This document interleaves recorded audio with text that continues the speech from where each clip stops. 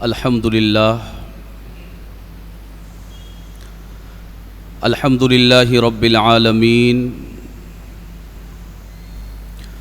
والصلاة والسلام علی اشرف الانبیاء والمرسلین محمد بن عبد اللہ الامین وعلى آلہ واصحابہ الغر المیامین ومن تبعہم بإحسان إلی یوم الدین اما بعد ان اللہ وملائکتہ یصلون علی النبی یا ایہا الذین آمنوا صلوا علیہ وسلموا تسلیما اللہم صلی وسلم وزد وبارک علی سیدنا ومولانا محمد وعلی آلہ وصحبہ وبارک وسلم صلاۃ وسلاما علیک یا سیدی یا رسول اللہ صلی اللہ علیہ وآلہ وسلم۔ شاہ است حسین بادشاہ است حسین، دین ہست حسین دین پناہ ہست حسین، سرداد نداد دست در دست یزید، حقا کے بنائے لا الہ است حسین۔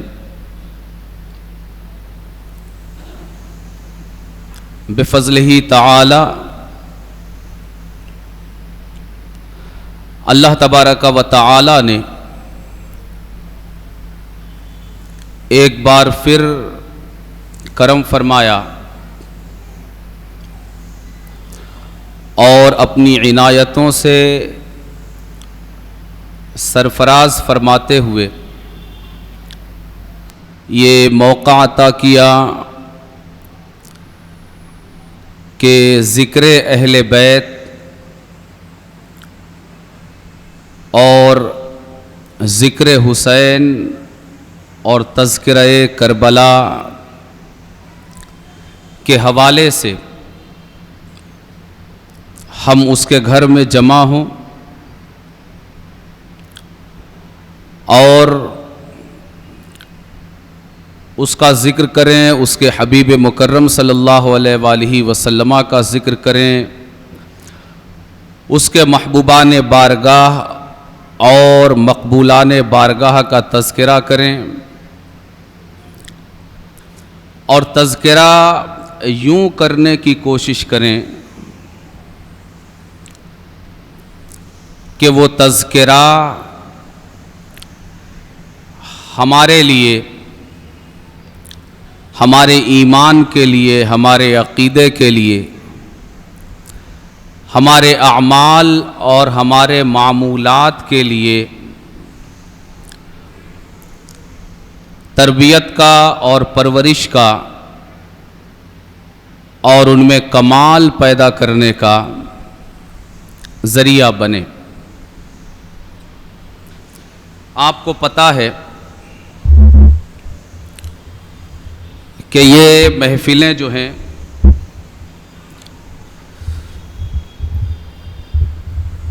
تو یہ واقعات کربلا کے حوالے سے یہ ان کا انعقاد ہوتا ہے۔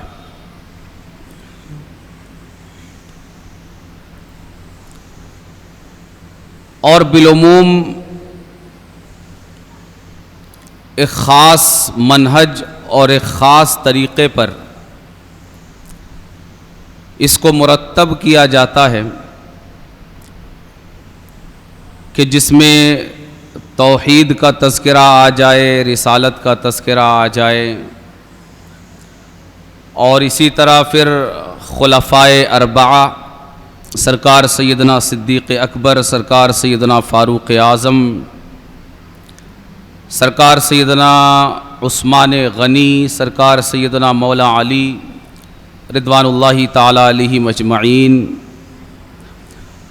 اور پھر سیدہ کائنات سیدہ فاطمہ زہرا سلام اللہ علیہا، پھر تذکرہ حسنین کریمین، اور پھر ذکر کربلا اور شہدائے کربلا۔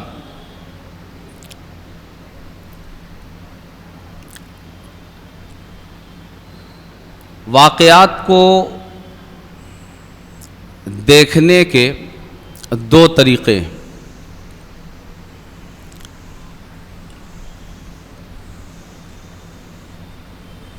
بالعموم ہم واقعات کربلا کے حوالے سے ہمارا جو مزاج ہے وہ یہ کہ اسے بطور تذکرہ، بطور قصہ سن لیا جائے کہ یہ ہوا، پھر یہ ہوا، پھر یہ ہوا، پھر یہ ہوا۔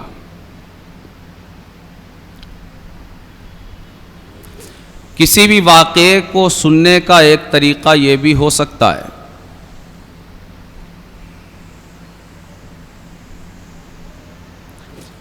مگر اس طرح سے کسی بھی واقعے کو سننے سے اس واقعے کے سننے کا حق ادا نہیں ہو سکتا۔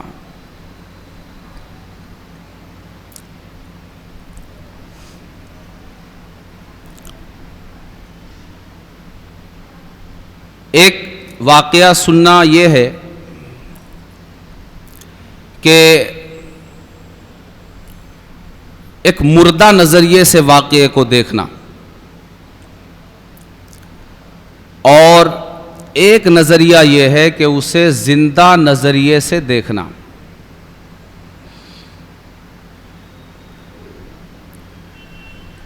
مسئلہ یہ ہے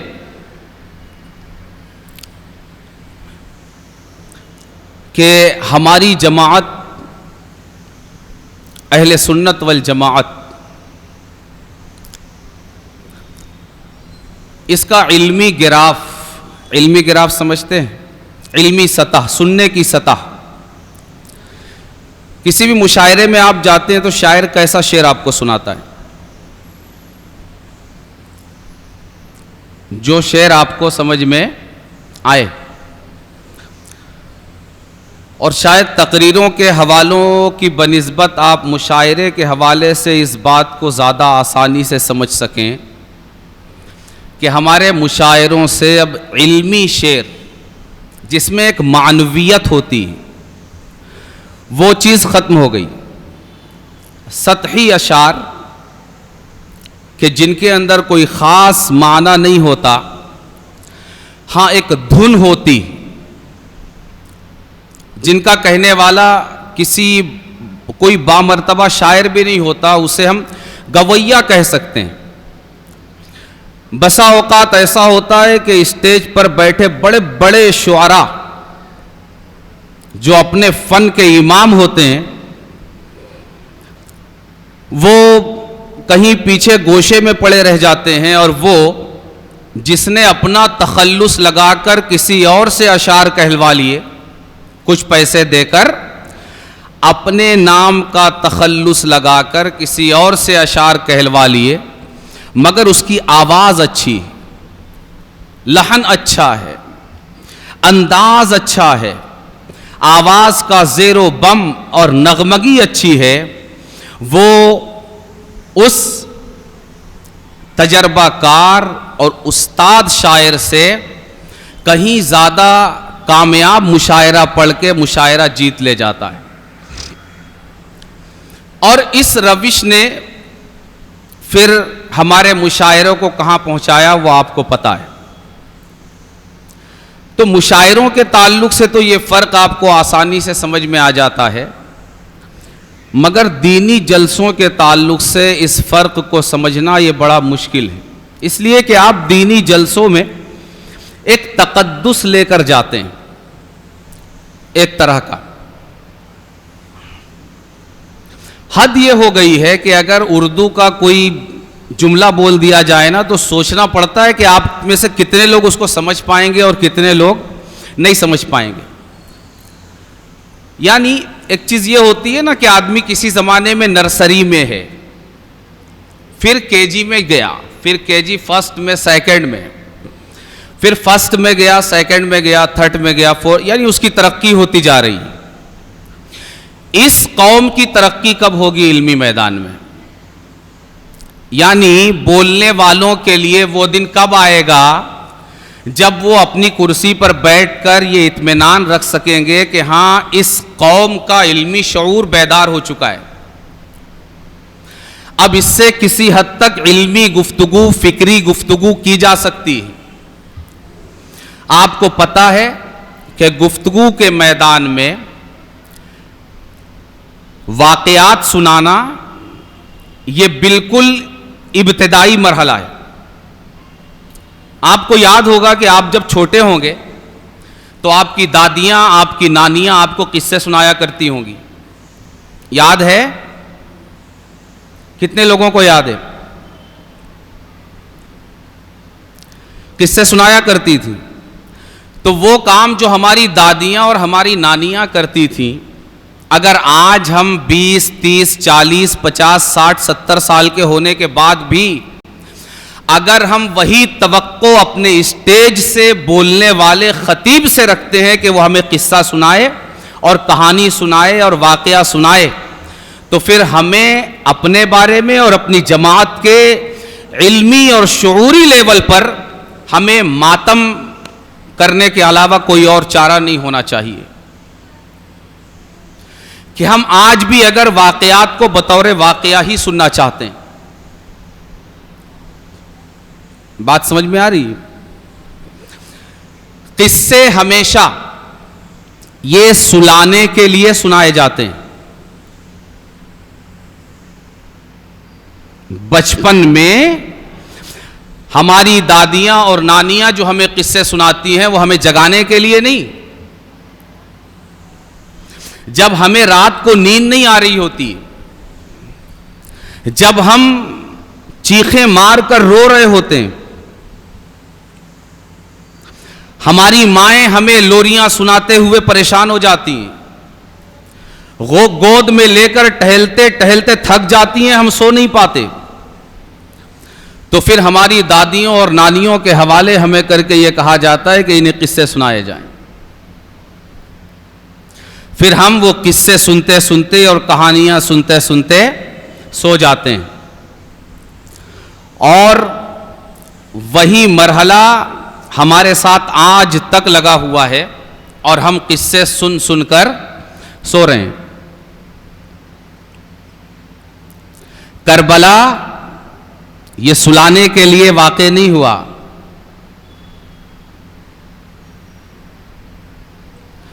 کربلا یہ جگانے کے لیے واقع ہوا. تو ہم کربلا کو بطور قصہ سننا چاہتے ہیں یا اپنی آج کی لائف میں اس کو اپلائی کرنا چاہتے ہیں؟ کیا کرنا چاہتے ہیں؟ ہمارے جو بیٹھنے کا انداز ہے مجھ کو بہت تعجب ہوتا ہے. یہ جو ہم بیٹھے ہوئے ہیں جس طرح, یہ بہت قریبی بھائی ہیں ہمارے, آپ کربلا سننے آئے ہیں اور ٹیک لگا کر بیٹھے ہوئے ہیں. پلیز آگے آ جائیے. کربلا بیٹھنے نہیں دیتا انسان کو, ٹیک لگانے نہیں دیتا, کربلا سونے نہیں دیتا. یہ وہی جو ایک قصہ سننے کی ہماری جو ایک خواہش ہے نا, وہ اس نے ہمارے اندر یہ انداز پیدا کر دیا کہ ٹیک لگا کر ہمیں آرام سے بیٹھ کر سننا ہے. نہیں, کیسے سننا ہے آپ کو بولیے؟ کربلا کو زندگی کے ساتھ سننا ہے یا سونے کے لیے سننا ہے؟ جی,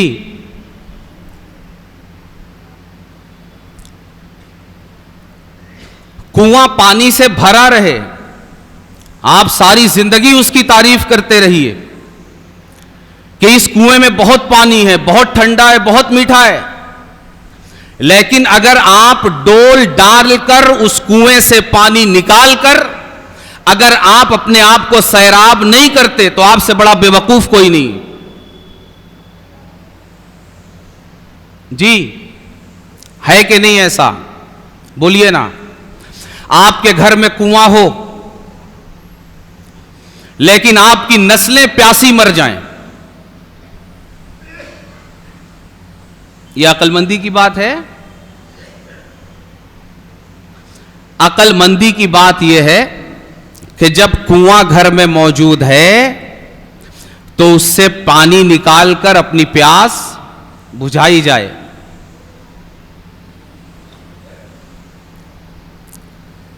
اس لیے ضرورت اس چیز کی ہے کہ کربلا کو ہم اپنی فکر کے حوالے سے دیکھیں کتنا آسان ہوتا ہے جب ہم بڑے سے بڑے واقعے کو جب ہم قصے کہانی کے طور پر لیتے ہیں تو ہم اسے کس طرح تقسیم کرتے ہیں.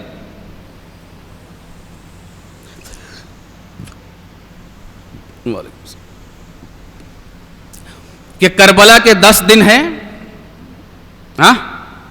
ایک دن عقیدہ توحید، ایک دن عقیدہ رسالت، 4 دن تذکرہ خلفاء، ایک دن تذکرہ سیدہ کائنات، 2 دن تذکرہ حسنین کریمین، 1 دن یا 2 دن تذکرہ کربلا. انسان کو جب کوئی کام نہیں ہوتا نا تو وہ اپنے ذہن میں پلنے والے فتنوں کو بڑے بڑے واقعات کی نظر کر دیتا ہے.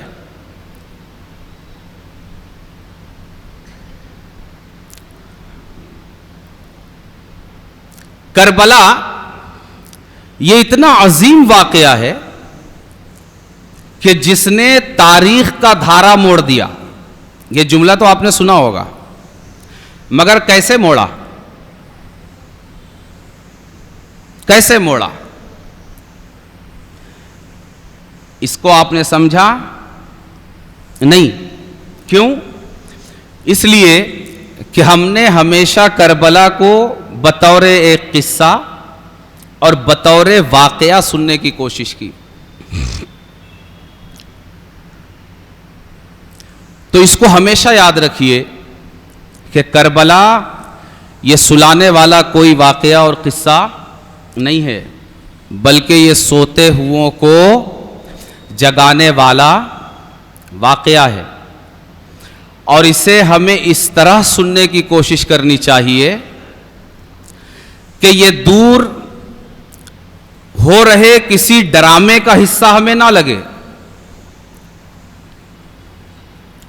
کہ 1300-1400 سال پہلے ہونے والا ایک واقعہ ہے. نہیں، ہمیں کربلا کو اس طرح سننا چاہیے کہ ہم خود کربلا کا ایک کردار بنتے ہوئے نظر آئیں، ہم خود کربلا کا ایک پارٹ بنتے ہوئے نظر آئیں، ہم خود کربلا کے اس واقعے میں اپنے آپ کو کسی ایک کردار کے آئینے میں اپنے آپ کو ہم دیکھ سکیں، تب جا کر کربلا کا حق ادا ہوگا. ہم چاہتے ہیں کہ اس بار کربلا کا جو ذکر ہو وہ اس طرح ذکر ہو کہ کربلا کو ہم 1400 سال پہلے ہونے والے واقعے کے طور پر نہ دیکھیں کہ وہ ایک ماضی بن کر تاریخ کی کتاب کے کسی مردہ حرف کی طرح ہمیں نظر آئے.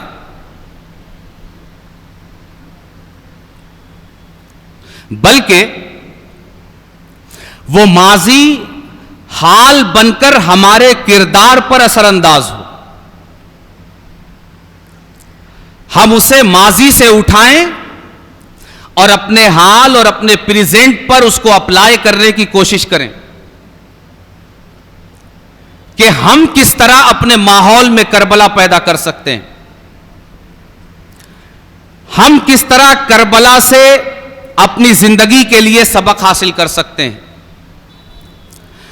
ہم کس طرح کربلا سے اپنی زندگی کے لیے درس حاصل کر سکتے ہیں، ہم کس طرح اپنی لائف کے لیے کربلا سے رہنمائی لے سکتے ہیں۔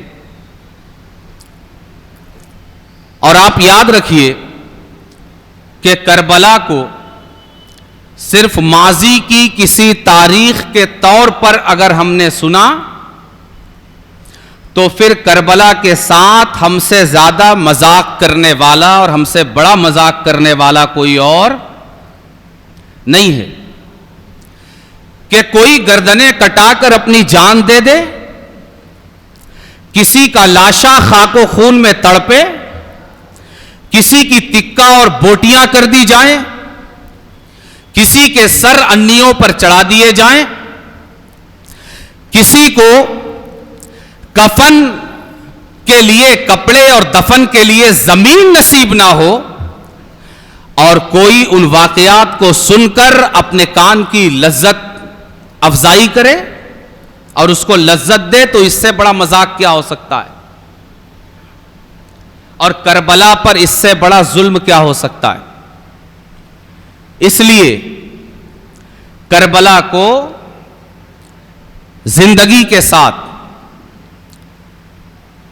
زندہ کربلا کے طور پر سننے کی ضرورت ہے۔ ہاں، شاید اس میں آپ کے ذوق کو بہت زیادہ مزہ نہ آئے، اس لیے کہ آپ کا ذوق یہ واقعات سے لذت حاصل کرنے کا عادی۔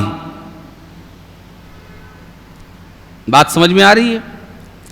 قصے کہانی بطور قصہ کہانی اس میں ایک دلچسپی ہوتی ہے، لیکن کربلا کو ہم بطور دلچسپی سننا چاہتے ہیں یا اپنے ایمان کی مضبوطی اور اپنے دین اور اپنے عقیدے کی مضبوطی کے طور پر سننا چاہتے ہیں؟ بولیے۔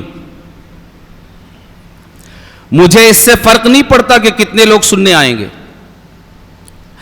آپ کو کس میں مزہ آئے گا مجھے اس سے فرق نہیں پڑتا، اس لیے کہ میں تھپکیاں دے کر آپ کو سلانا نہیں چاہتا، اس لیے کہ مجھے آپ سے نذرانہ نہیں چاہیے، مجھے آپ سے کرایہ نہیں چاہیے، مجھے آپ سے لفافہ نہیں چاہیے، مجھے آپ سے میرے خطاب کا معاوضہ نہیں چاہیے، مجھے میرے رب کو منہ دکھانا ہے، مجھے حسین کو منہ دکھانا ہے اور حسین کے نانا کو منہ دکھانا ہے۔ میں بزنس کرنے والا مقرر اور خطیب نہیں ہوں، اور خطابت کے بزنس پر میرا پیٹ نہیں چلتا ہے۔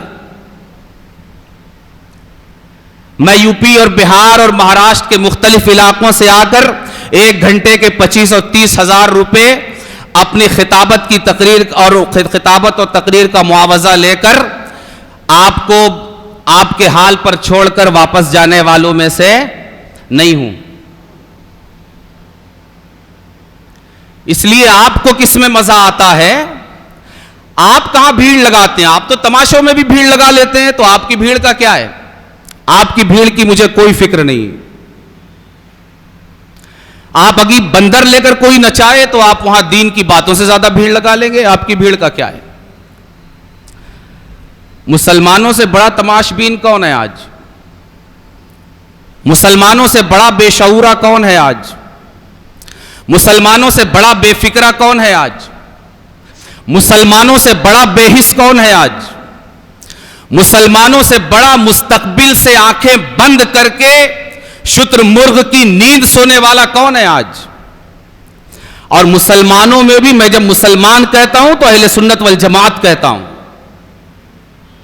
مسلمان یعنی اہل سنت والجماعت، ہم سے بڑا، سنیوں سے بڑا غفلت شعار، غفلت میں ڈوبا ہوا، جسے نہ اپنی فکر ہے، نہ اپنے دین کی، نہ اپنے معاشرے کی، نہ اپنے کلچر کی، نہ نبی کو منہ دکھانے کی، نہ حسین کو منہ دکھانے کی، نہ رب کو منہ دکھانے کی۔ ہم سے بڑا کون ہے؟ اس لیے میں یہ چاہتا ہوں، قطع نظر اس کے کہ آپ کو مزہ کس میں آتا ہے، میں اپنی دکان میں وہ مال نہیں رکھنا چاہتا جو آپ خریدتے ہیں، میں اپنی دکان میں وہ مال رکھنا چاہتا ہوں جو اللہ اور اس کے رسول کو زیادہ پسند ہے. آپ خریدیں آپ کی مرضی، نہ خریدیں آپ کی مرضی. اللہ اور اس کے رسول کو خوش کرنے کے لیے بولنا ہے، آپ کو خوش کرنے کے لیے نہیں، آپ کو بیدار کرنے کے لیے بولنا ہے. اور بیدار کرنا تو آپ کو پتا ہے، آپ اگر سوئے ہوئے ہوں تو کوئی اٹھائے تو آپ کو اچھا نہیں لگتا. تو اگر آپ عقیدے کی نیند سو رہے ہوں، اگر آپ عمل کی نیند سو رہے ہوں، اگر آپ فکر کی نیند سو رہے ہوں، اگر آپ کردار کی نیند سو رہے ہوں، اگر آپ مستقبل کے حوالے سے سو رہے ہو، اور اگر آپ کوئی جھنجھوڑ کر اٹھائے تو آپ کو کتنا برا لگے گا یہ مجھے پتا ہے، مگر مجھے اس کا غم نہیں ہے.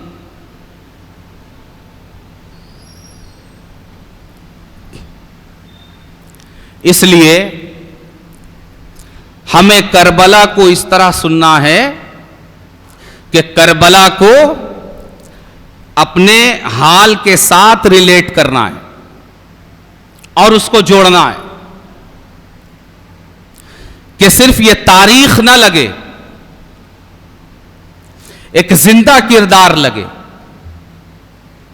کربلا زندہ ہو کر ہمارے معاشرے کا حصہ بن جائے، کربلا زندہ ہو کر ہمارے کردار کا حصہ بن جائے، کربلا زندہ ہو کر ہمارے اقدار کا حصہ بن جائے. میں اس تذکرہ کربلا کو مختلف موضوعات میں تقسیم نہیں کروں گا، اس لیے کہ بفضلہ تعالی ہم نے توحید کے عقیدے کو سال میں ایک دن کے لیے اٹھا کر نہیں رکھا ہے. مسجد غریب نواز میں تسلسل کے ساتھ درس عقائد پر جمعہ در جمعہ گفتگو جاری.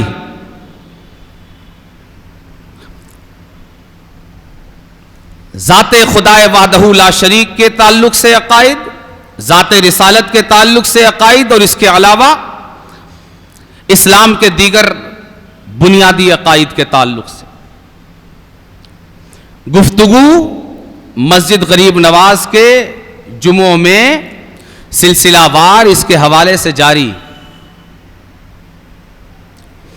اس لیے گفتگو کو ان مختلف موضوعات پر تقسیم کرنا یہ ضروری نہیں.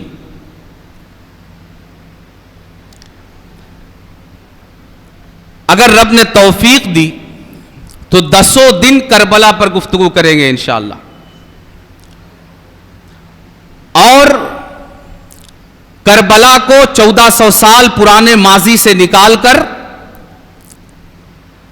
آج کہ اپنے ماحول پر اپلائی کرنے کی کوشش کریں گے. اور ساری دنیا واقعات سننا یہ صرف مسلمانوں کا کام نہیں ہے. ساری دنیا کے ہر ملک کے ہر شہر اور ہر طبقے، ہر مذہب اور ہر دھرم سے تعلق رکھنے والے لوگ واقعات سنتے ہیں اور قصے سنتے ہیں، مگر وہ واقعات اور قصوں کو واقعات اور قصوں کے طور پر سنتے ہیں. ہمارا دین بھی ہمیں واقعات اور قصوں کے سننے کی ترغیب دیتا ہے، اور قصوں کی اہمیت اس سے زیادہ کیا بیان کیا جائے کہ اللہ تبارک و تعالی نے قرآن کریم میں قصے بیان فرمائے. مگر قرآن کریم اور اسلام اور مسلمانوں کے قصے اور واقعات سننے کا جو ویو ہے اور جو انداز ہے وہ دنیا کی دوسری قوموں کے قصے اور واقعات سننے کے ویو سے مختلف ہے. قرآن جب واقعات بیان کرتا ہے اور قصے بیان کرتا ہے ہزاروں سال پرانے، سینکڑوں سال پرانے، تو وہ کہتا ہے ان فی ذالک لعبرۃ لأولی الابصار، کہ یہ واقعات صرف ماضی میں واقع ہونے والے، ماضی میں رونما ہونے والے کوئی قصے نہیں ہیں، بلکہ ان میں رہتی دنیا تک، قیامت تک پیدا ہونے والے مسلمانوں کے لیے، عقل والوں کے لیے، بصیرت والوں کے لیے، فہم والوں کے لیے، تدبر والوں کے لیے، تفکر والوں کے لیے، شعور والوں کے لیے، ادراک والوں کے لیے، بصیرت والوں کے لیے، ان فی ذالک لعبرۃ لأولی الابصار، اس میں عبرت ہے بصیرت والوں کے لیے۔ عبرت کا کیا معنی ہوتا ہے؟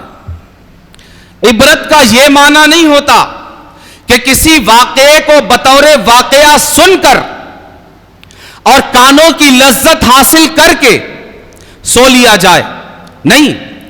عبرت کہتے ہیں ماضی میں رونما ہونے والے کسی واقعے کو سن کر اپنی پریزنٹ اور موجودہ زندگی میں کوئی سبق حاصل کرنا، کوئی سبق حاصل کرنا عبرت کہتے ہیں۔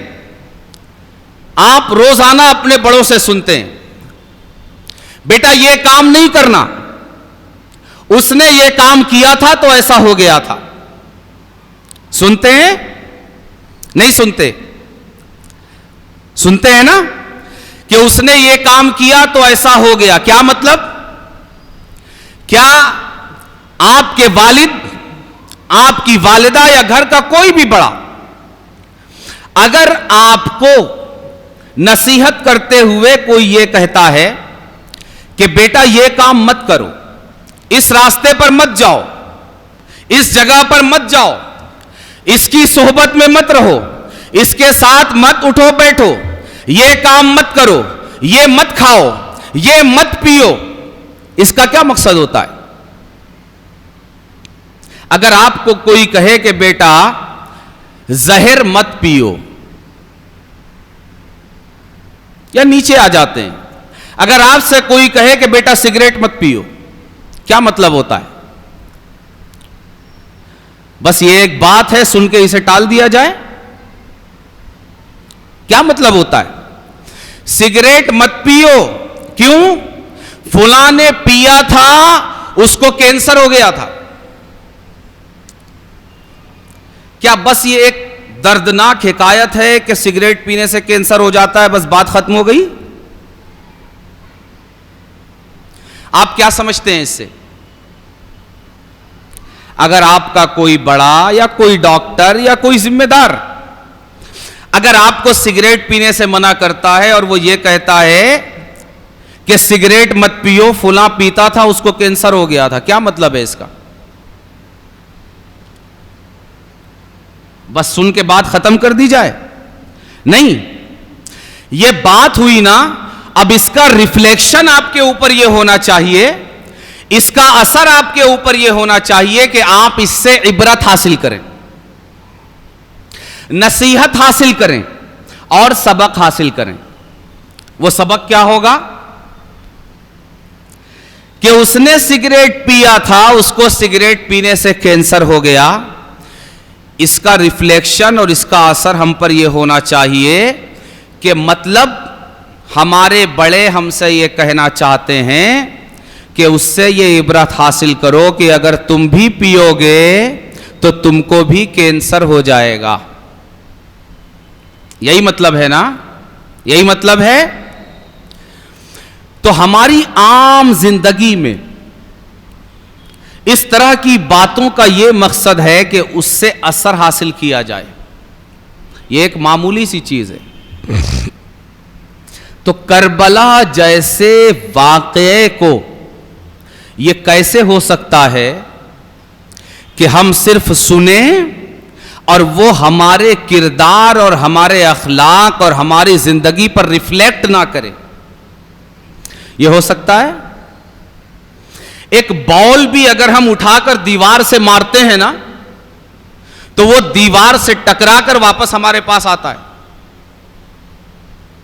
ایک بال معمولی سا 10 15 20 روپے کا ایک بال اگر ہم لیں اور دیوار سے اس کو ماریں تو وہ پلٹ کر ہمارے پاس آتا ہے۔ یہ کیسے ہو سکتا ہے کہ ہم 10 دن کربلا پر گفتگو کریں اور ہماری یہ گفتگو کا کوئی اثر لوٹ کر ہم تک نہ آئے؟ ہو سکتا ہے؟ ہاں، ایک شرط ہے بال کے واپس آنے کی۔ وہ کیا ہے؟ جب یہاں دیوار موجود ہو تب بال لوٹ کر آئے گا. بات سمجھ میں آ رہی ہے؟ اگر دیوار ہوگی تو بال لوٹ کر آئے گا, اور اگر دیوار نہیں ہوگی تو بال لوٹ کر نہیں آئے گا, آگے کہیں ندی نالے میں چلا جائے گا. اگر 10 دن کربلا کے واقعات سننے کے بعد اگر اس کا کوئی ریفلیکشن ہمارے کردار, ہمارے اخلاق, ہماری زندگی اور ہمارے شب و روز پر نہیں ہوتا, تو مطلب یہ گفتگو کربلا کے واقعے سے نہیں ہوئی, کسی اور تعلق سے ہو سکتی. وہاں سامنے کربلا نہیں ہے. اگر کربلا ہوتا اور یہ گفتگو واقعتاً کربلا کے تعلق سے ہوتی تو اس کا ریفلیکشن ہمارے اوپر ضرور ہوتا, لیکن اس کا ریفلیکشن ہمارے اوپر نہیں ہو رہا ہے. کیا مطلب ہے اس کا؟ اس کا مطلب یہ ہے کہ وہ گفتگو کربلا کے تعلق سے نہیں بلکہ کسی اور تعلق سے ہے. اور اسلام یہ ایسا مذہب ہے دوستوں کہ اس میں کربلا تو بہت بڑا واقعہ ہے. عید عید عید جو خالص خوشی کے لیے ہے نا, عید کا دن ساری دنیا والوں کے لیے, وہ جس مذہب کا ماننے والا ہو, جس فکر کا پیروکار ہو, جس فکر کو اپلائی کرنے والا ہو, ساری دنیا کے لوگوں کے لیے فکر ایک نری خوشی کا دن ہے. مگر ہمارے دین, ہمارے مذہب, ہمارے اسلام نے عید کو بھی صرف خوشی کا دن نہیں رکھا, بلکہ عید کی خوشیوں میں بھی ہمارے لیے درس اور سبق رکھا, ہمارے لیے عبرت رکھا. اگر عید کا دن ہمارے لیے غفلت, ہنسی اور ٹھہاکے کا دن اسلام نے نہیں بنایا تو کربلا کے واقعے کو ہمارے لیے غفلت کا واقعہ کیسے بنایا جا سکتا ہے؟ ہو سکتا ہے یہ؟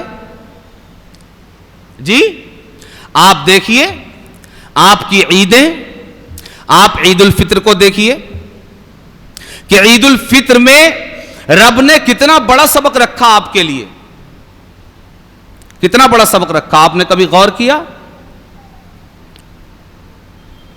کہ اللہ تبارک و تعالی نے عید کے دن آپ کو یہ بتایا کہ حلال اور حرام اپنی ذات میں کوئی چیز نہیں,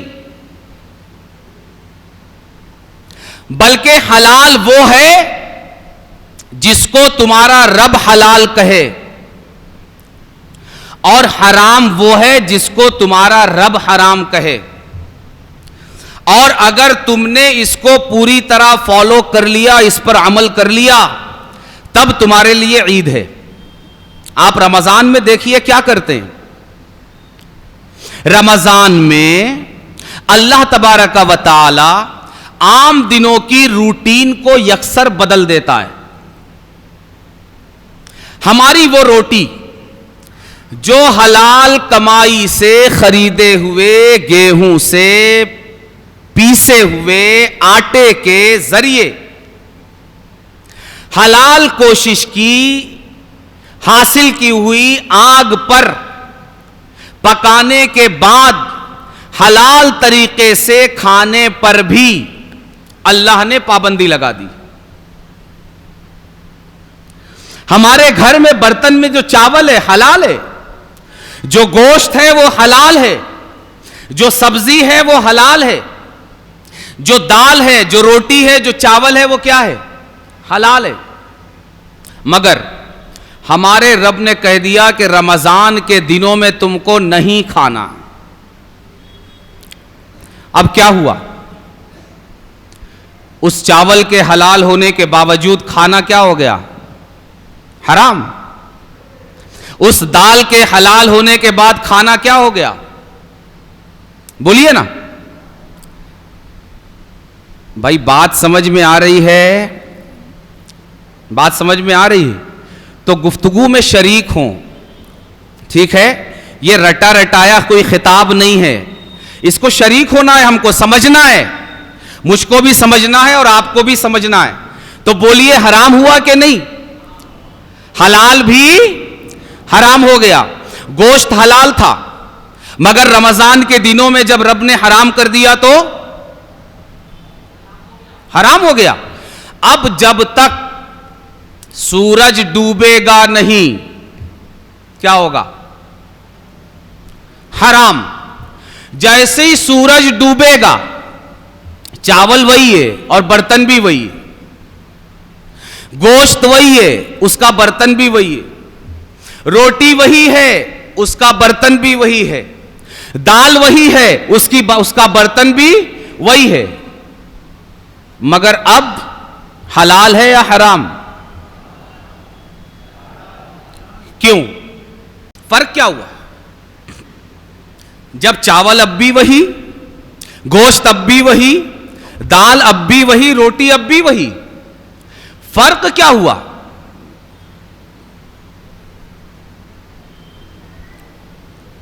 جی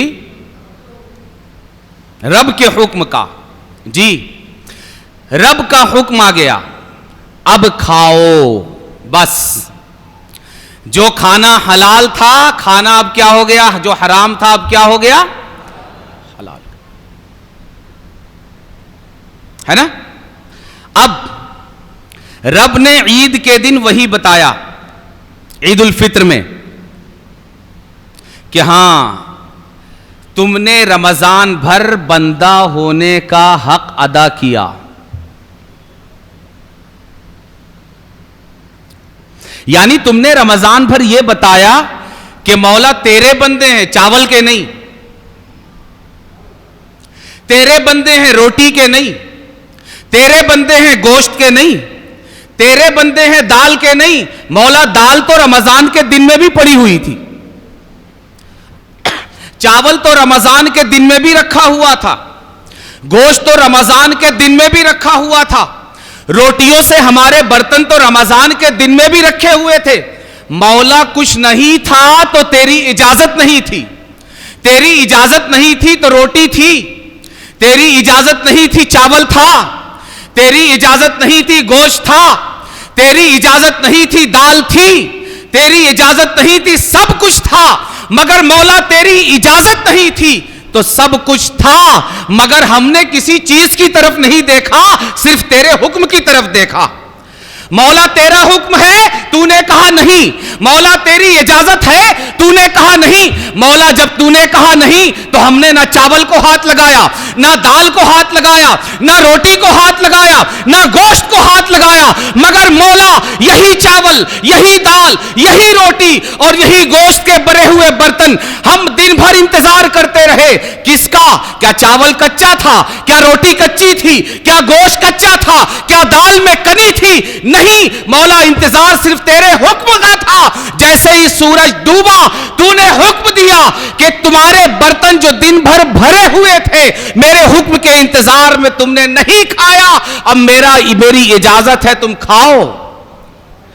مولا تیری اجازت آئی, دال وہی ہے, چاول وہی ہے, روٹی وہی ہے اور گوشت وہی ہے اور بوٹی وہی ہے.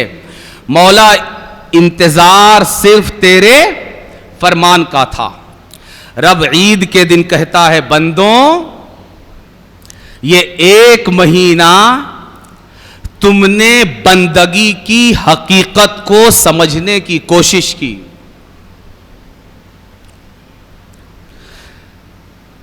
کہ کوئی بھی چیز ہمیں وہ کرنا ہے جو ہمارا رب کرنے کو کہے, ہمیں یہ نہیں دیکھنا ہے کہ وہ کیا ہے. بات سمجھ میں آ رہی ہے؟ ہمیں وہ کرنا ہے جو ہمارا رب کہے کرو, اور ہمیں وہ نہیں کرنا ہے جو ہمارا رب کہے نہیں کرو. خلاص یہ بندیت ہے اور یہ عبدیت ہے, اور یہی ایک بندہ ہونے کا تقاضا اور معنی اور حقیقت ہے. اس بندگی کی حقیقت کی تربیت کے سیلیبریشن کے لیے عید ہے. آپ دیکھ رہے ہیں عید میں اللہ نے ہمیں کتنا بڑا سبق دیا. دنیا کے ہاں عید میں کسی طرح کی کوئی قید، کوئی بند، کوئی رکاوٹ، کوئی بریکر، کوئی درس، کوئی سبق اور کوئی عبرت موجود نہیں ہے. یہ اسلام ہے. کب سمجھو گے اسے؟ کب تک قصوں اور کہانیوں میں ڈوبے رہو گے؟ اور کب تک بے وقوف بنانے والے اور ناٹک کرنے والے اسٹیجوں پر ناٹک کر کے تمہیں ناٹک دکھا کر تم سے لفافے وصول کر کے جاتے رہیں گے اور تمہیں تھپکیاں دیتے رہیں گے؟ کب بیدار ہوگے؟ یہ اسلام ہے اور یہ ایمان ہے. بقر عید جو بڑی عید ہے، اس میں اللہ تبارک و تعالی، یہ بھی خوشی کا دن ہے. ہونا یہ چاہیے کہ مادر پدر آزادی مل جائے. عید کے دن خوشی مناؤ چاہو جیسے، جو کھاؤ، جو پیو، جو پہنو، جو اوڑھو، جس طرح تم عید کے دن منانا چاہو مناؤ. نہیں، یہ اسلام ہے. یہ ایک لائف اسٹائل ہے. کس کا دیا ہوا؟ یہ کسی بندے کا بنایا ہوا نہیں، یہ خالق کائنات کا دیا ہوا لائف اسٹائل. یہ فطری لائف اسٹائل ہے. اس کی عید دوسری قوموں کی عیدوں کی طرح نہیں ہو سکتی. اس میں بھی تمہارے لیے عبرت، تمہارے لیے درس اور تمہارے لیے سبق ہے. کیا ہے؟ عام دنوں میں اگر آپ کی جان کوئی لینے کی کوشش کرے تو آپ اس کی جان لینے کی کوشش کر سکتے ہیں. اگر آپ کی اولاد کی زندگی پر آنچ آئے تو آپ اس سے اس کا بدلہ لے سکتے ہیں. مقاصد شریعت میں بنیادی مقصد جان، مال، عزت، آبرو اور اولاد کی حفاظت ہے. یعنی فقہ جس کو کہتے ہیں نا، فقہ، شریعت، یہ پورا کا پورا یہ 5 بنیادوں پر اس کو وضع کیا گیا ہے، 5 مقاصد کے لیے. ظاہر ہے کہ اب اس کے تعلق سے گفتگو کرنے کے لیے آپ کے شعور کا لیول سمجھنا پڑے گا. آپ کو تو شاید مقصد کا معنی ابھی معلوم نہیں ہوگا. یہ اس لیے نہیں کہہ رہا کہ آپ چھوٹے ہیں، میں آپ سب سے چھوٹا ہوں، مگر یہ اس لیے کہہ رہا ہوں کہ ہم نے اپنے دینی معلومات کا گراف کس حد تک گرا لیا ہے اور ہم کتنے بڑے جہالت کے دلدل میں پھنس چکے ہیں کہ ہمیں دین کی بات کرنے کے لیے کرنے والے کو سوچنا پڑتا ہے کہ وہ کس طرح بات کرے اور کون سی بات کرے. مقاصد شریعت، بہرحال یہ ایک بنیادی مقصد ہے جس کی وجہ سے شریعت کو وضع کیا گیا. یا اس طرح اس کو آپ سمجھ لیجئے کہ اپنی جان کی حفاظت واجب ہے یا ضروری ہے یا نہیں؟ جان کی حفاظت ضروری ہے، ضروری ہے نا. اسی طرح اولاد کی حفاظت ضروری ہے. پھانسی لگا کر جان دینا کیا ہے؟ حرام ہے. کیوں؟ حفاظت ضروری ہے. ٹھیک ہے. نکاح اور طلاق کا پورا نظام اولاد کی حفاظت اور اس کے نسب کی حفاظت پر منحصر ہے.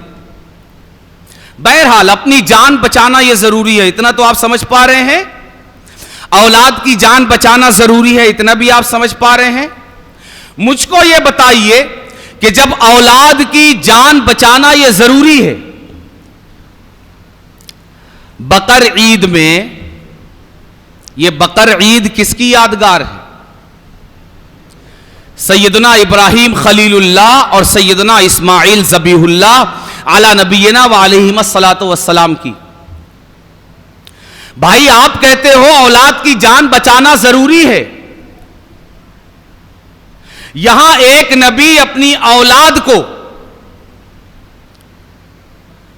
اس کا دونوں ہاتھ باندھ رہا ہے، اس کا دونوں پیر باندھ رہا ہے، اس کی آنکھ پہ پٹی باندھ رہا ہے، اپنی آنکھ پہ پٹی باندھ رہا ہے، چھری کو تیز کر رہا ہے. کس لیے؟ بولیے کس لیے کر رہا ہے؟ جس اولاد کے بارے میں آپ کہتے ہیں میری اور آپ کی اولاد نہیں. ہماری اولادوں کی جان کی حفاظت ضروری ہے. یہ نبی کی اولاد ہے اور یہ وہ اولاد ہے جو خود نبی ہے, اور یہ وہ نبی ہے جس کی پشت میں نور سید الانبیاء ہے. اس نبی کو, اس نبی کے والد قربان کرنے کے لیے ہاتھ باندھ چکے, پیر باندھ چکے, آنکھ پر پٹی باندھ چکے, چھری تیز ہو چکی, لٹا چکے. اور یہی نہیں, یہ کہیے کہ قربان کر چکے. اس لیے کہ سیدنا ابراہیم خلیل اللہ کا کوئی ایسا خیال نہیں تھا کہ بچا لینا ہے. کوئی ایسا خیال تھا؟ ابراہیم خلیل اللہ تو دل و جان سے نذرانہ لے کر حاضر ہو گئے تھے. ہو گئے تھے, نہیں ہو گئے تھے. بلکہ روایات بتاتی ہیں کہ ایک بار جب چھری نے نہیں کاٹا تو سوچا شاید چھری پر دھار نہیں ہوگی, اور دھار کیا.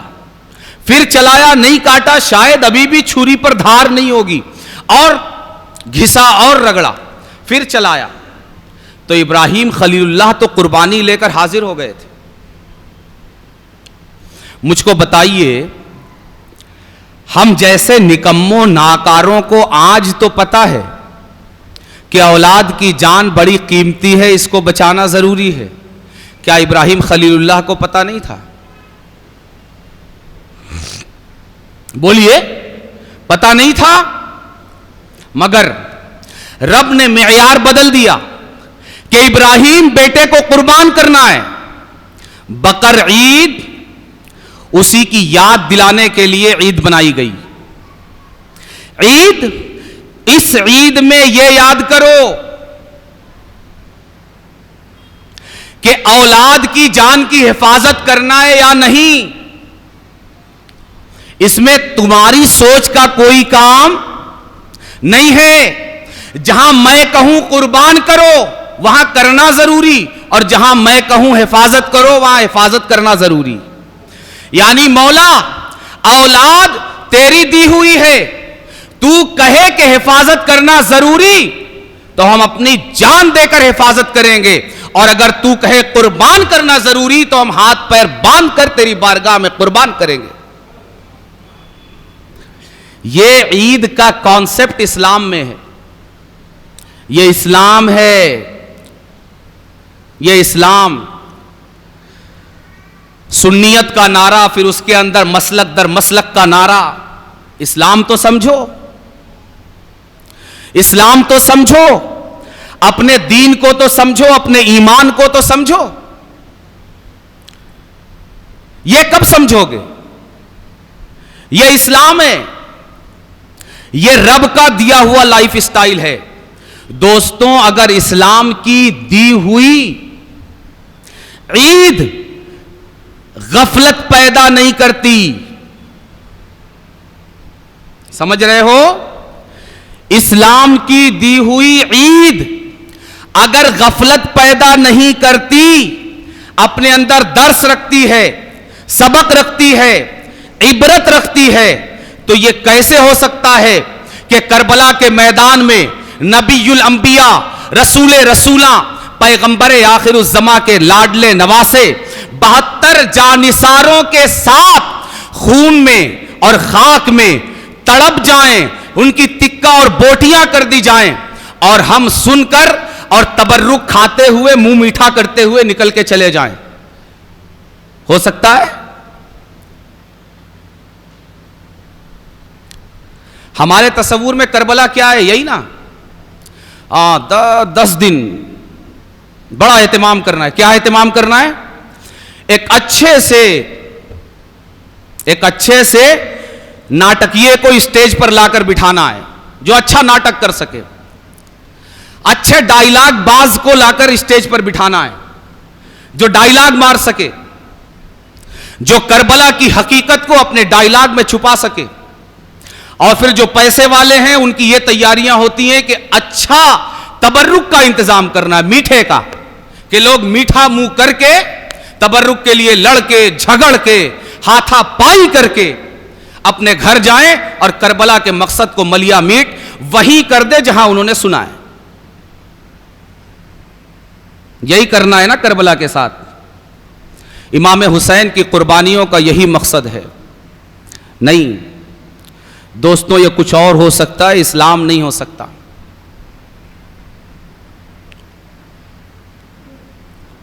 کربلا ہمیں سرکار غریب نواز نے کیا بتایا؟ شاہ است حسین، بادشاہ است حسین، دین است حسین اور دی پناہ است حسین.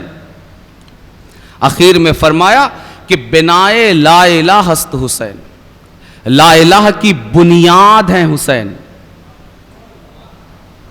لا الہ کی بنیاد کیا مطلب ہے؟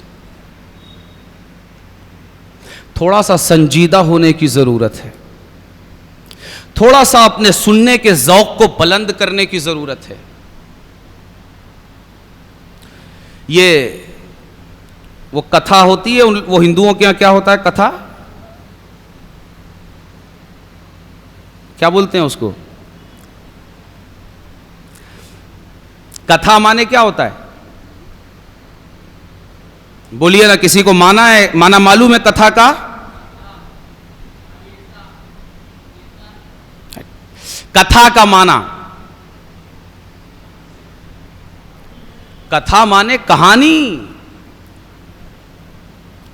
ہمارے یہاں کتھا کا کوئی تصور اسلام میں نہیں ہے، کہانی کا کوئی تصور اسلام میں نہیں ہے.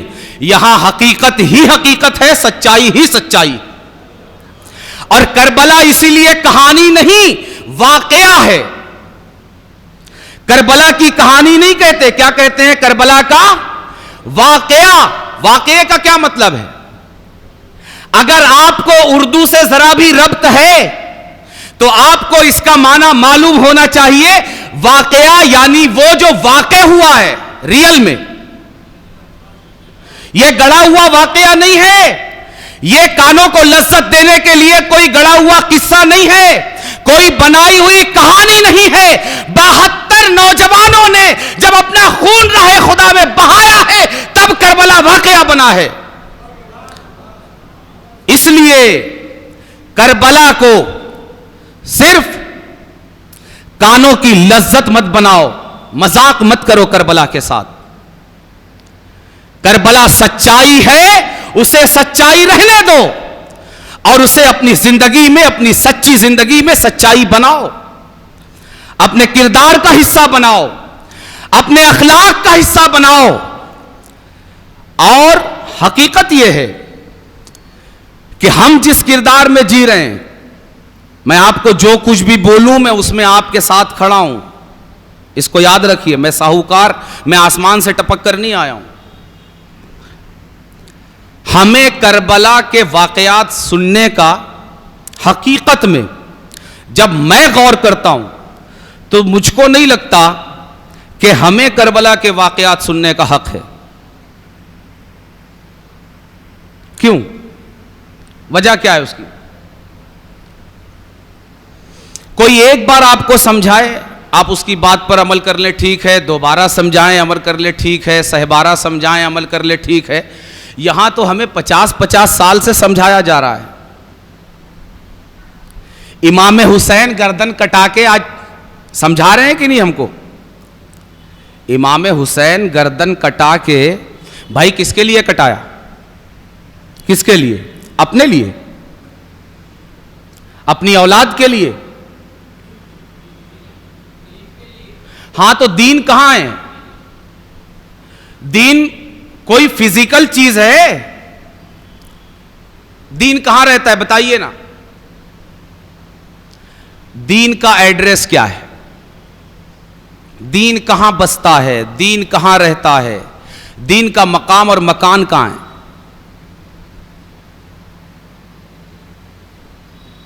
کہاں رہتا ہے دین؟ بولیے نا. دین کے لیے کٹوائی بڑا آسان ہے، اور دین رہتا کہاں ہے؟ ارے ہم سے ہٹ کر دین کا کوئی وجود ہے؟ دین ہم میں، ہمارے عمل میں، ہمارے کردار میں، ہمارے عقیدے میں ہی تو دین نظر آئے گا نا. اسلام کہاں نظر آئے گا؟ اسلام نام کی کوئی چیز تو ہے نہیں. جیسے یہ مائک ہے، یہ اگر بند رہے گا تو بھی مائک ہے، اور چالو رہے گا تو بھی مائک ہے. لیکن کیا اسلام ہمارے عمل میں، ہمارے کردار میں اور ہمارے عقیدے میں آئے بغیر کہیں نظر آ سکتا ہے کہ ہم بولیں وہ دیکھو وہ اسلام نظر آ رہا ہے، وہ آسمان پہ، یا وہ زمین پہ جہاں سے سورج اگ رہا ہے نا وہاں، یا وہ جہاں سورج ڈوب رہا ہے وہاں؟ کہاں رہتا ہے اسلام؟ کہاں رہتا ہے ایمان؟ کہاں رہتا ہے عقیدہ اور کہاں رہتا ہے دین؟ دوستو، ہم اپنے جملوں سے دنیا میں اپنے دل، اپنے دماغ اور اپنے آپ کو تسلی دے سکتے ہیں، مگر جب محشر قائم ہوگا اور داور محشر کے سامنے حاضر ہوگی، اس وقت حقائق پر بات ہوگی، واقعے پر بات ہوگی، سچائی پر بات ہوگی اور حقیقت پر بات ہوگی. دین کے لیے جان دی حسین نے، کیا مطلب ہے؟ مطلب یہ ہے ہم میں سے ہر ایک کے لیے جان دی. ہر ایک کے لیے. جو بچہ اس امت میں پیدا ہوتا ہے، پیدا بعد میں ہوتا ہے، حسین کا احسان اس پر پہلے ہوتا ہے. اس امت میں اور اس قوم میں پیدا ہونے والا ہر بچہ حسین کا احسان لے کر پیدا ہوتا ہے. کیوں؟ اس لیے کہ وہ مسلمان پیدا ہوتا ہے اور اسلام زندہ ہوتا ہے ہر کربلا کے بعد. ہمارے لیے قربانی دی. قربانی دینے کا کیا مطلب ہے؟ یعنی حسین کربلا سے ہمیں کتنے سالوں سے بتا رہے ہیں کہ دیکھو اپنی جان تمہارے لیے دے رہا ہوں، اپنے اکبر کی جان تمہارے لیے دے رہا ہوں، اپنے اصغر کی جان تمہارے لیے دے رہا ہوں. میرے خیموں کو آگ تمہاری خاطر لگائی جا رہی ہے، میرے لاشے کو گھوڑے کے ٹاپوں سے تمہاری خاطر روندا جا رہا ہے، میرا لاشا بے گورو کفن تمہارے لیے پڑا ہوا ہے، اور میرا لاشا کئی دن کربلا کی تپتی ہوئی ریت پر تمہارے لیے رکھا ہوا ہے. میرے لوٹے پٹے اہل بیت کی گردنوں میں رسیاں اور فندے تمہاری خاطر ڈالے جا رہے ہیں، ان کے پیروں میں بیڑیاں تمہاری خاطر ڈالی جا رہی ہیں. انہیں قید اس لیے کیا جا رہا ہے تاکہ قیامت تک آنے والی ہے امت تم آزادی کے ساتھ زندگی بسر کر سکو. ہم جان اس لیے دے رہے ہیں تاکہ تم زندہ رہ سکو. ہم قربانی اس لیے دے رہے ہیں تاکہ اسلام تمہارے کردار میں زندہ رہ سکے، تمہارے افعال میں زندہ رہ سکے، تمہاری گفتار میں زندہ رہ سکے، تمہاری رفتار میں زندہ رہ سکے، اور تمہارے ایک ایک لمحے اور تمہارے ایک ایک قول اور فعل میں زندہ رہ سکے. بار بار حسین بتا رہے ہیں کربلا سے. ہم نے سمجھا یہ میں نہیں بتا رہا، یہ میں نہیں بتا رہا، یہ حسین بتا رہے ہیں. کیوں؟ اس لیے کہ حسین مردہ نہیں ہے. میں نہیں کہتا، قرآن کہتا ہے.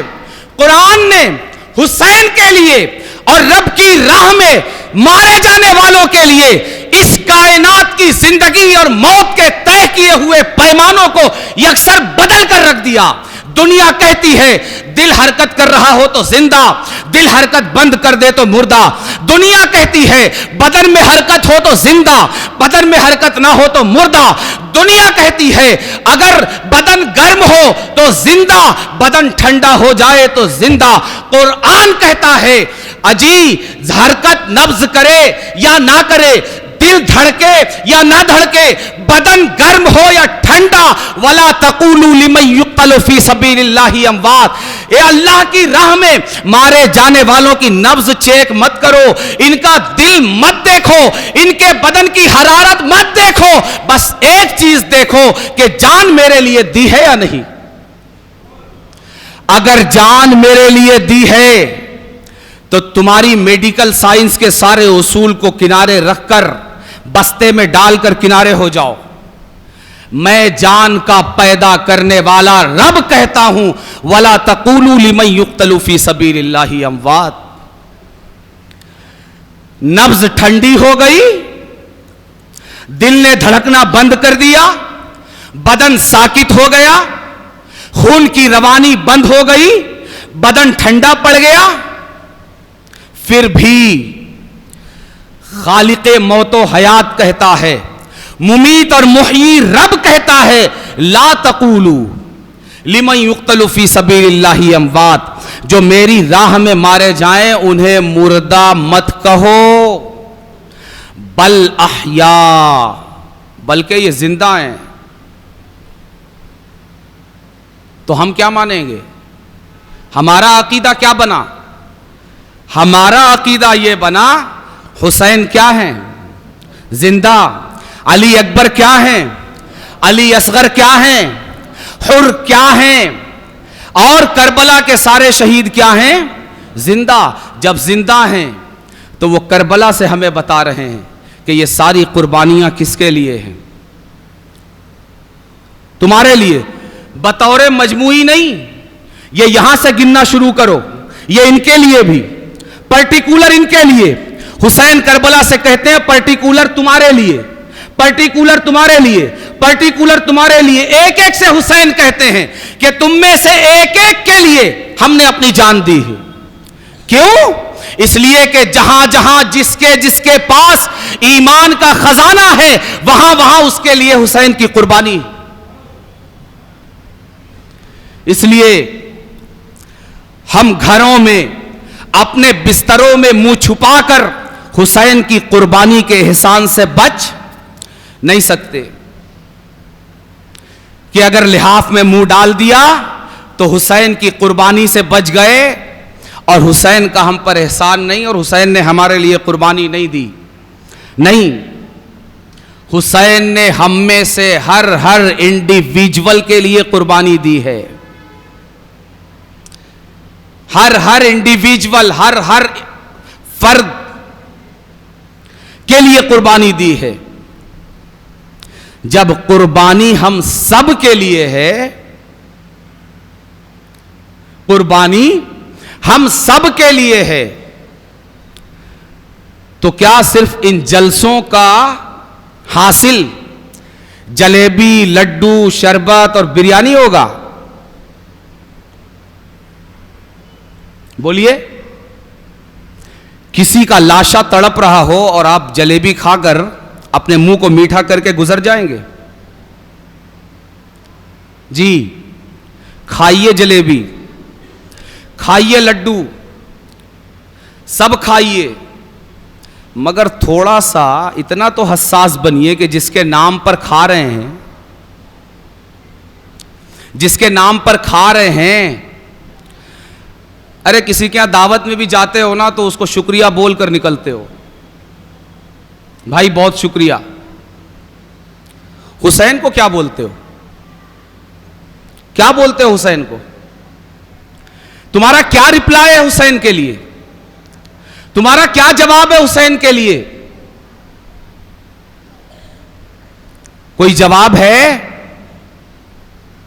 کوئی جواب؟ ارے اتنا بھی جواب دے دو، اتنا بھی جواب دے دو کہ حسین کم سے کم ہم ماہ محرم الحرام دین کے مطابق گزاریں گے، اتنا تو جواب دے سکتے ہو۔ یہ ہمارے نوجوان، اکثریت 99% یہاں نوجوان بیٹھے ہوئے ہیں، ہمارے نوجوانوں کا ایک آخری خواب کیا ہے؟ وہ نوجوان جس کے لیے حسین کے گلے سے خون کا فوارہ میدان کربلا میں اچھل رہا ہے، اس نوجوان کا آخری خواب یہ ہے کہ کسی لڑکی کا فون نمبر اسے مل جائے. یہی خواب ہے یا نہیں؟ کتنا گر گئے ہیں ہم, کتنے ذلیل ہو گئے ہیں ہم, کتنے رسوا ہو گئے ہیں ہم.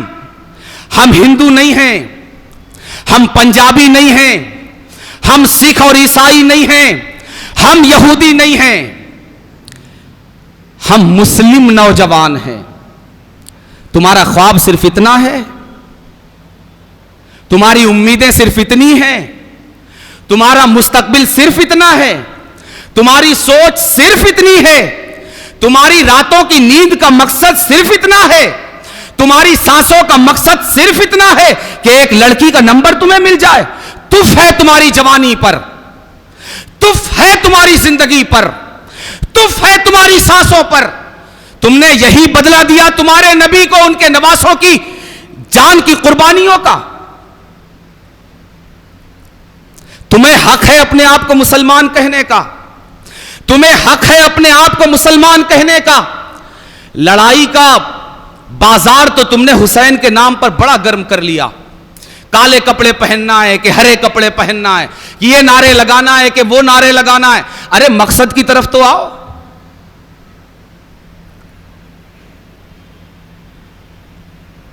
تمہاری ساری رات کسی غیر محرم لڑکی سے فون پر باتیں اور چیٹنگ کرتے ہوئے گزر جاتی ہیں. کیا سمجھتے ہو تم اپنے باپ کی اولاد بعد میں ہو,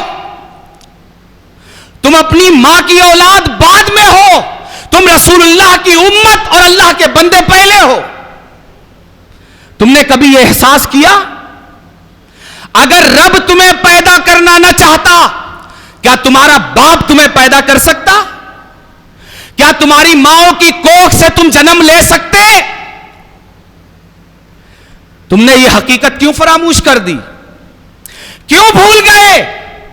باپ سے تمہارا نسب بعد میں ہے, رب کی بندگی سے تمہارا رشتہ اور تعلق پہلے ہے. تم اپنے رب کے بندے پہلے ہو, باپ کی اولاد بعد میں ہو. تم محمد الرسول اللہ کے امتی پہلے ہو, اپنی ماں کی اولاد بعد میں ہو. تم کیا سمجھتے ہو تم پر صرف گھر کے کاروبار زندگی اور گھر کے 4 لوگوں کو کما کر لا کر کھلانے کی ذمہ داری نہیں ہے. یہ کام جانوروں کی اولادیں بھی کرتی ہیں. یہ الگ بات ہے کہ ہم وہ کام بھی صحیح طریقے سے نہیں کر پا رہے ہیں. ہر ماں باپ کو اپنی اولاد سے شکایت ہے کہ وہ کام نہیں کرتا. یہ الگ بات ہے کہ جانوروں کی اولادیں جو کام اچھی طرح کر سکتی ہیں وہ بھی ہم نہیں کر پا رہے ہیں. مگر صرف اتنی ہی ذمہ داری ہمارے کاندھوں پر نہیں ہے دوستوں, خاص کر نوجوانوں, کہ آپ کما کر 4 لوگوں کے منہ میں نوالا ڈالنے کا ذریعہ بنے. نہیں, اس سے پہلے بہت بڑی ذمہ داری اس دین کی آپ کے کاندھوں پر ہے. آپ میں سے ہر ایک کے کاندھے پر, ہر ایک کے. یہ دین, یہ مذہب عیسائیت نہیں ہے جہاں دین کے کچھ ٹھیکیدار ہوا کرتے ہیں. یہ یہودیت نہیں ہے جہاں دین کے کچھ ٹھیکیدار ہوا کرتے ہیں. یہ اسلام ہے, یہاں کوئی ٹھیکیدار نہیں ہوتا. نہ کوئی مولوی, نہ کوئی امام, نہ کوئی قاضی, نہ کوئی مفتی, نہ کوئی پیر اور نہ کوئی اور. یہاں ہر ایک اپنے عمل کا ذمہ دار ہے. وَلَا تَزِرُ وَازِرَةٌ وِزْرَ أُخْرَى, کہ کوئی میدان محشر میں کسی دوسرے کے عمل کا ذمہ دار نہیں ہوگا. ہر ایک اپنے عمل کا جواب دہ ہوگا. ہر ایک پر دین کی ذمہ داری ہے.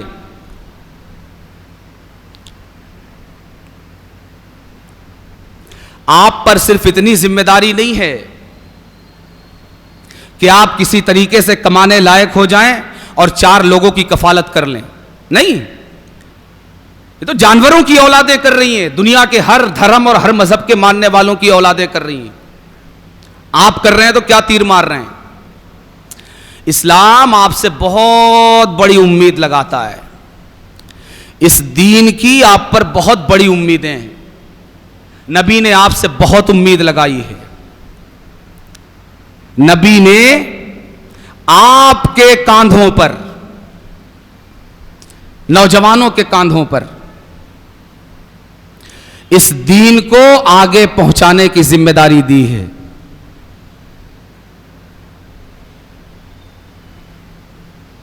کربلا کے میدان میں بوڑھے کم، جوانوں نے زیادہ اپنی جانیں دی.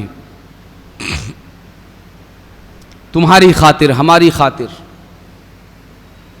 اس لیے دوستوں، سوچنے کا انداز بدلیے، تصور بدلیے، دیکھنے کا انداز بدلیے، سوچنے کا انداز، فکر کا انداز بدلیے. یہ دین صرف جمعہ یہ کوئی لباس نہیں ہے، یہ کرتا نہیں ہے کہ ہفتہ بھر شرٹ پہنو اور جمعے کی نماز کے لیے کرتا ڈال کے مسجد آ جاؤ اور جا کے پھر اتار کے رکھ دو. نہیں، دین کرتا پاجامہ نہیں ہے. دین ٹوپی اور رومال نہیں ہے جسے پہنو اور اتار کر رکھ دو. دین روح میں بسانے والی کیفیت ہے. ایمان دل کی گہرائیوں میں اتر جانے والی حقیقت ہے. اسلام عمل میں زندگی پا جانے والا وجود ہے. یہ الگ نہیں ہوتا. اسلام مسلمان سے الگ نہیں ہوتا. ایمان مومن سے الگ نہیں ہوتا. دین والے سے الگ نہیں ہوتا. ہم کیسے مسلمان ہیں کہ اسلام ہم سے الگ ہو جاتا ہے؟ صرف جمعے کے دن یہ کرتا بن کر، ٹوپی بن کر ہمارے اوپر آ جاتا ہے، جمعے کی نماز کے بعد پھر اتر جاتا ہے. یہ اسلام نہیں ہے. تمہارے اوپر بہت بڑی ذمہ داری ہے.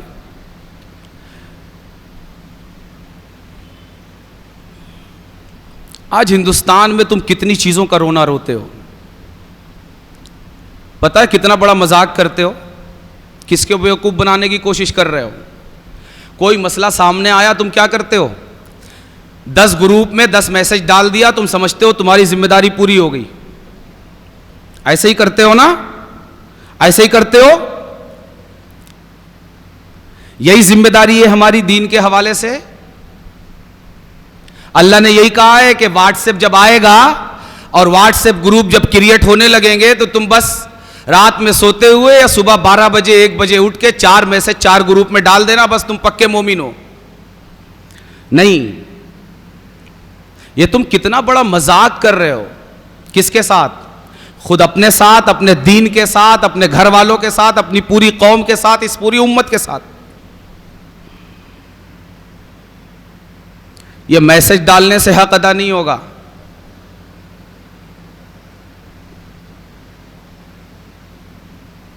تمہیں مسلمان بننا پڑے گا، زندہ مسلمان. تم میں سے ہر ایک کو ایسا مسلمان. کیسا مسلمان؟ جس کی زندگی صرف رب کا حکم ہو. صرف رب کا حکم ہو. کتنا فرق ہے ہمارے اسلام اور حسین کے اسلام میں. کتنا فرق ہے ہمارے اسلام اور علی اکبر کے اسلام میں. کتنا فرق ہے ہمارے اسلام اور علی اصغر کے اسلام میں. کہ ہم قربانی دے رہے ہیں اس ایک لڑکی کے لیے جو غیر محرم ہے اپنی راتوں رات کی. حسین قربانی دے رہے ہیں دین کے لیے، اسلام کے لیے اور ہمارے لیے. جی، حسین کے لیے اپنی نکاح میں موجود بیوی کے لیے کربلا میں ٹائم نہیں ہے، اور ہمارے پاس غیر محرم لڑکی کے لیے ٹائم ہے. حسین کا پورا ٹائم دین کے لیے ہے، اپنی نکاح والی بیوی کے لیے نہیں. ہمارے پاس دین کے لیے کوئی ٹائم نہیں، غیر محرم کے لیے ہمارے پاس پورا ٹائم ہے. کتنا فرق ہے ہم میں اور کربلا کے حسین میں. ہمارا منہ ہے کربلا سننے کا، کربلا کے واقعات سننے کا. ہمارا منہ کربلا کے واقعات سننے کا اس وقت بنے گا جب گھر سے ہمارے قدم اس محفل کے لیے، یہ جذبہ اپنے دل میں لے کر نکلیں گے کہ حسین کا کردار سن کر حسینی کردار اپنانا ہے، حسین کا دینی جذبہ سن کر وہ دینی جذبہ اپنے اندر پیدا کرنا ہے۔ خطاب کے بعد جلیبی ملے نہ ملے، بسکٹ ملے نہ ملے، شربت ملے نہ ملے، بریانی ملے نہ ملے، حسین کا کردار اور حسین کا جذبہ لے کر ہم ضرور آئیں گے۔ اگر یہ سوچ کر گھر سے قدم نکلتا ہے تب ہمیں حق ہے کہ ہم حسینی کردار کو اور کربلا کے واقعات کو سنیں، اور اگر یہ جذبہ نہیں ہے تو خدا کی قسم اس سے بڑا مذاق پھر حسین کے تڑپتے ہوئے لاشے کے ساتھ کچھ اور نہیں ہو سکتا۔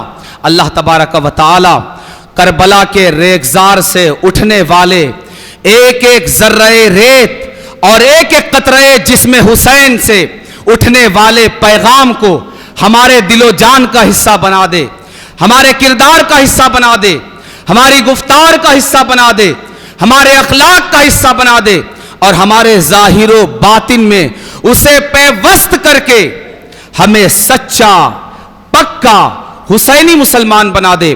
وما علینا الا البلاغ۔